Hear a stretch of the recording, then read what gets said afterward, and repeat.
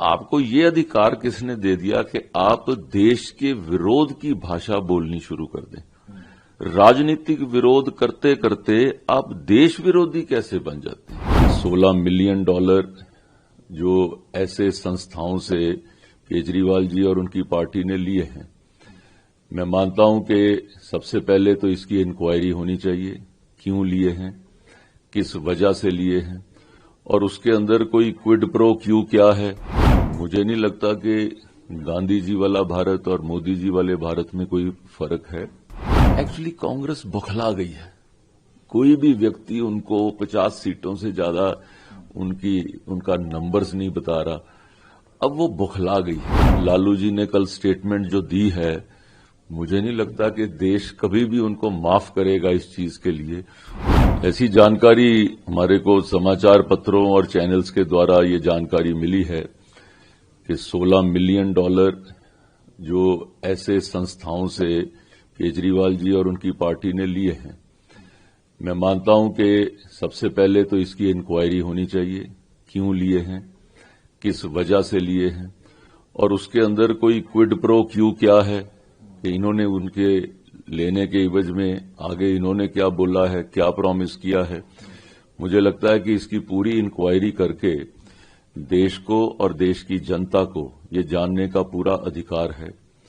इनका जो style of functioning रहा है, उसके ऊपर कई लोगों को इस चीज पे डाउट भी होता है। बट ये दूध का दूध, पानी का पानी जो है, कोई ये सारी चेकिंग के बाद ही सामने आना चाहिए। फारूक अब्दुल्ला ने बोला है कि नफरत की भाषा बोली जा रही है, भारत नफरत में बदला जा रहा है। हमें मोदी वाला भारत नहीं, हमें गांधी वाला भारत चाहिए।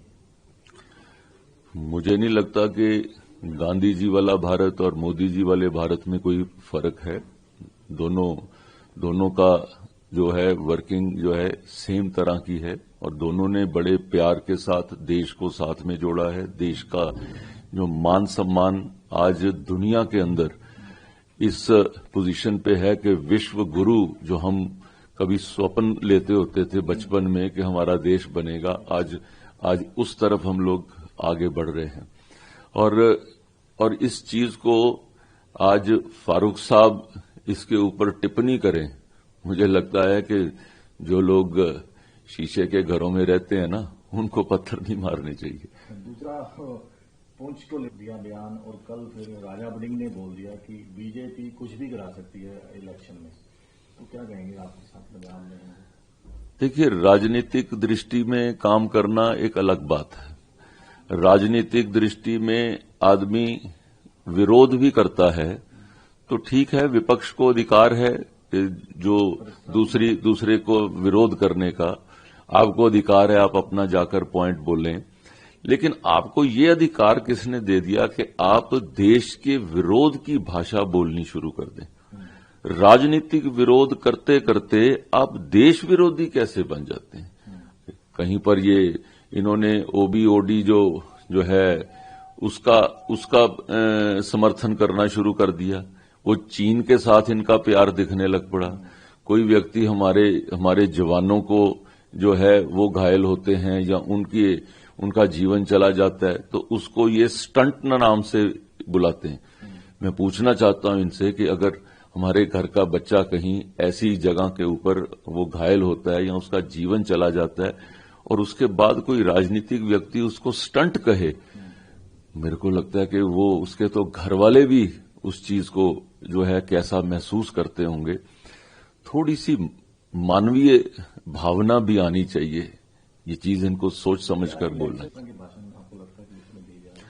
एक्चुअली कांग्रेस बौखला गई है।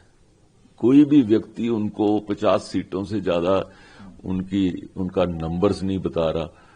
अब वो बौखला गई है। आपने देखा होगा कि जहां पर वो कोई ट्वीट भी करते हैं, आज उनके ट्विटर की भी सपोर्ट जो है किन किन कंट्री से आ रही है, उसके नीचे कमेंट्स कहां से आ रहे हैं। आप ये देखना शुरू करेंगे तो आपको समझ आ जाएगा कि ये किस किस जगह से ये सपोर्ट बेस बनाने का प्रयास कर रहे हैं। जो लोग देश के विरोध में बाहर हैं, वो लोग इनको सपोर्ट क्यों कर रहे हैं? सोनिया गांधी भी कहती है कि देश में राजनीति हो रही है, अल्पसंख्यकों के साथ भयानक भेदभाव हो रहा है, बेरोजगारी बढ़ रही है, इस तरह की महिलाओं भेदभाव तो ये लोग करते हैं। आप देखें, कल लालू जी ने कल स्टेटमेंट जो दी है, मुझे नहीं लगता कि देश कभी भी उनको माफ करेगा इस चीज के लिए।